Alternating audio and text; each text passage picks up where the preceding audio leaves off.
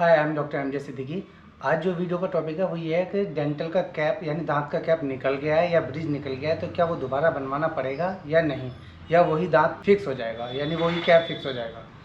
तो जो dental cap है, डेंटल क्राउन्स होते हैं वो निकल जाते हैं। क्यों क्यों निकल जाते हैं? कई बार ऐसा होता है कि अनइवन फोर्स पड़ने की वजह से भी निकल जाते हैं। यानी दांत के ऊपर जो मूवमेंट है यानी जो फोर्स पड़ रही है वो अप डाउन नहीं पड़ रही है, वो ग्राइंडिंग मूवमेंट भी पड़ रही है। तो उसकी वजह से एक बाहर से कोई चीज़ आपने दांत के ऊपर चिपकाई हुई है तो अनइवन फोर्स पड़ने की वजह से काफ़ी लंबे टाइम तक तो वह निकलने के चांसेस हैं, तो वो निकल भी जाती है, तो वो वापस चिपक जाती है। उसके लिए दोबारा आपको नया बनवाना नहीं पड़ेगा। दूसरी कंडीशन, या तो वो ब्रिज टूट गया हो या क्राउन चिप ऑफ हो गया है और फिटिंग में दिक्कत आ रही है तो आपको नया बनवाने की ज़रूरत पड़ेगी, अदरवाइज़ वो वापस लग जाते हैं। फर्स्ट कंडीशन तो ये थी कि अनइवन फोर्स की वजह से भी निकल जाता है। सेकंड कंडीशन, या तो दांत में रिकैरीज हो जाए यानी किसी पार्ट से कैरीज हो जाए तो दांत गलने लगता है, उस कंडीशन पे भी निकल जाता है।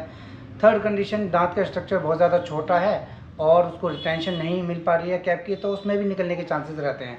तो निकल जाना कोई इतना बड़ा इशू नहीं है, वो वापस कैप दोबारा से रीसीमेंटेशन हो जाता है, यानी फिक्स करा सकते हैं उसको और उसके बाद कोई प्रॉब्लम नहीं आएगी।